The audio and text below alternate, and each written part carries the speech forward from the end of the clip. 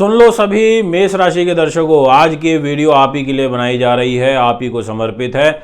ध्यान से सुन लेना, कान खोल के सुन लेना। 5 महत्वपूर्ण सबसे बड़ी भविष्यवाणियां वर्ष 2023 की आपके लिए लेकर के आया हूं। बहुत सारे कमेंट आ रहे थे कि गुरुदेव कुछ ऐसी भविष्यवाणियां बताइए जो काफ़ी अच्छी रहें, सहयोगी रहें, हमारी राशि के हिसाब से रहें। तो ये जो 5 भविष्यवाणियां ये सिर्फ आपकी राशि के लिए है और आपसे रिलेटेड ग्रहों के लिए है।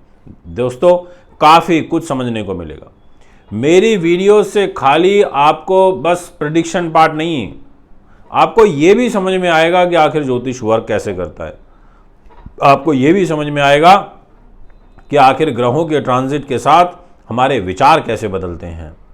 कोशिश तो हमेशा यही करता हूँ कि ज़्यादा से ज़्यादा अच्छा बताऊँ, बढ़िया बताऊँ, अच्छी कैलकुलेशन करूँ, पर कई बार ग्रहों की गणनाएं ऐसी होती है, क्योंकि ग्रह भी तो हर समय अच्छे नहीं चलते।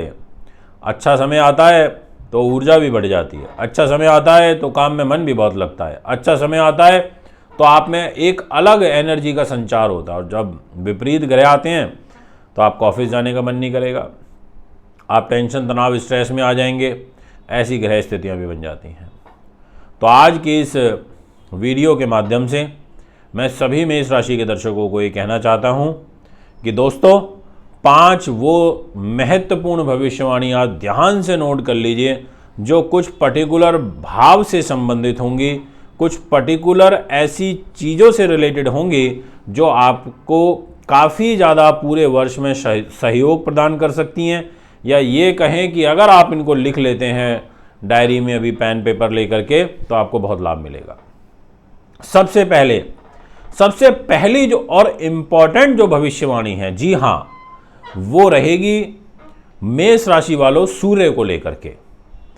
मेष राशि के हिसाब से सूर्य के पास जो जिम्मेदारी आ जाती है वो बुद्धि की, उन्नति की, प्रबंधन की, नीति की, शास्त्र कला की, संतान सुख की और आपके यश की, आपके कीर्ति की और साथ में अकस्मात धन लाभ की। और सूर्य एक राजशाही प्लेनेट है। सूर्य वो है जो मंत्री, मिनिस्टर, गवर्नर, IAS, IPS इस स्तर तक आपको लेके जाता है, नहीं कि टॉप लेवल पे लेके जाता है। ऐसा है हमारा सूर्य देव। सूर्य से रिलेटेड इसलिए ये महत्वपूर्ण भविष्यवाणी है और ये जो पर्टिकुलर बातें इस भाव से संबंधित मैंने बताई हैं, ये पहली भविष्यवाणी में आपको इम्पैक्ट करेंगी। तारीख रहेगी 14 अप्रैल से लेकर के और 15 मई तक। जी हाँ, नोट कर लेना। इस टाइम पीरियड में सूर्य उच्च के होकर के स्वयं आपकी राशि में आ जाएंगे, मेष राशि में। तो ऐसे में जब इनका ये गोचर होगा तो उस टाइम पर आपको काफ़ी हद तक लाभ प्राप्त होगा, ये मैं आपसे कहना चाहता हूँ। तो पहली भविष्यवाणी आपने नोट करी। अब दूसरी महत्वपूर्ण भविष्यवाणी आप नोट कर लीजिए और वो रहेगी मंगल, यानी कि मेष राशि के स्वामी मंगल के सहयोगी शुक्र से रिलेटेड। शुक्रदेव अब आपको अपना आशीर्वाद देंगे। कब देंगे?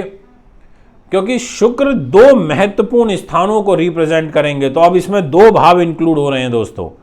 पहला भाव रहेगा सेकंड, यानी कि धन का, परिवार का, उन्नति का, आपकी वाक शक्ति का, आपकी खूबसूरती का, रूप का, आपके परिवार का। और दूसरा रहेगा सप्तम स्थान, दाम्पत्य जीवन का, दैनिक इनकम का, आपके व्यापारिक पार्टनर का, आपके विदेश यात्रा का, आपकी मनवांछित इच्छाओं की पूर्ति का।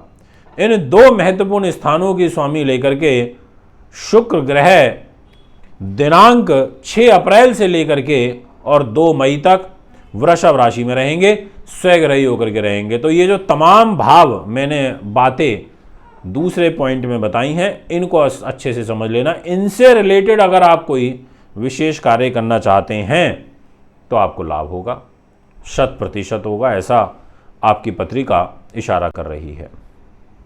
इसके बाद तीसरे नंबर पर जिस पॉइंट के बारे में आपसे चर्चा होनी है, या ये कहें कि महत्वपूर्ण भविष्यवाणी, जी हाँ, मेष राशि के लिए, तो वो रहेगी स्वयं मंगल से ही संबंधित, यानी कि भूमि पुत्र मंगल, साहस पराक्रम के देवता।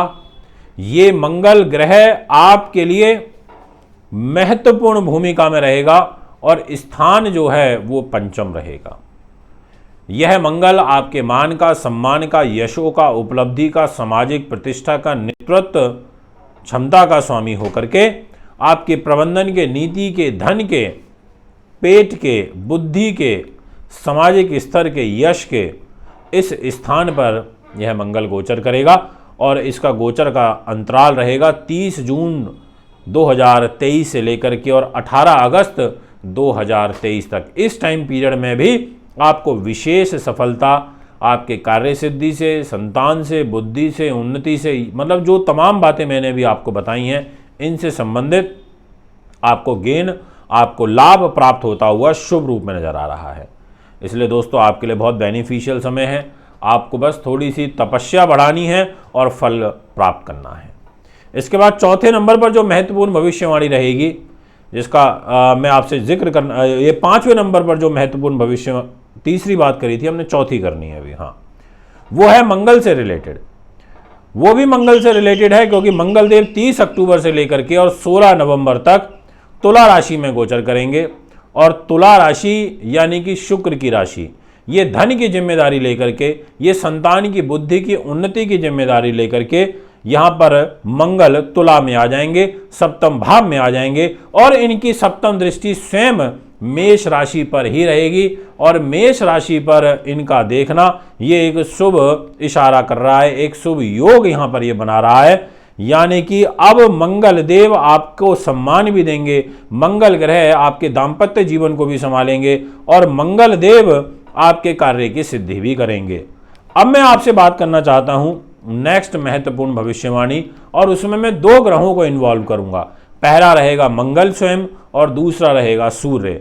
मंगल ग्रह दिनांक 27 दिसंबर 2023 से लेकर के और ईयर एंड तक धनु राशि में रहेंगे, यानी कि भाग्य के ग्रह पर रहेंगे, आपकी राशि के स्वामी होकर के आपके भाग्य को रिप्रेजेंट करेंगे, भाग्य की स्थिति को मजबूत करेंगे, सोची हुई जो योजनाएं हैं उनको क्रियान्वित करेंगे, तो भाग्य के अनुरूप आपका कार्य सिद्ध होगा।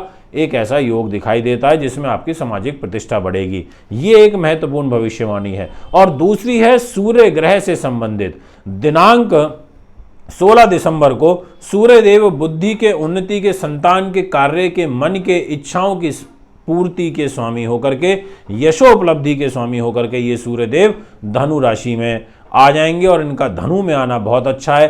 त्रिकोण के स्वामी होकर त्रिकोण में आएंगे।